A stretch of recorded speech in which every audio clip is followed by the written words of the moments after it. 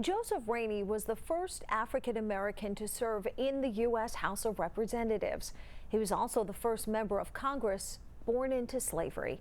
News 12's Ian Page recently spent some time with his great-granddaughter who lives on Long Island. From the time she was 3 years old, Lorna Rainey would hear her great-aunt from Massachusetts tell her all about her great-grandfather, Joseph Rainey, the first black congressman. Every time I would visit her, she would pull me onto her lap and tell me the stories about her dad.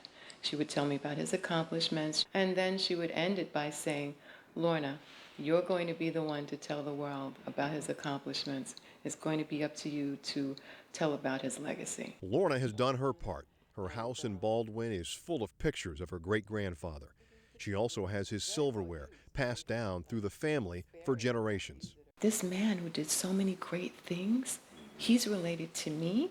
As Lorna continued her mission, she quickly learned the story of Joseph Rainey, who was born a slave in South Carolina in 1832 and was elected to the House of Representatives in 1870, was nowhere to be found. And there was, I believe, a concerted effort to keep his legacy hidden for as long as possible. People just didn't want to give him the recognition because, number one, he was the first, and number two, he was a firebrand. Rainey's accomplishments are slowly getting more recognition thanks to Lorna and others.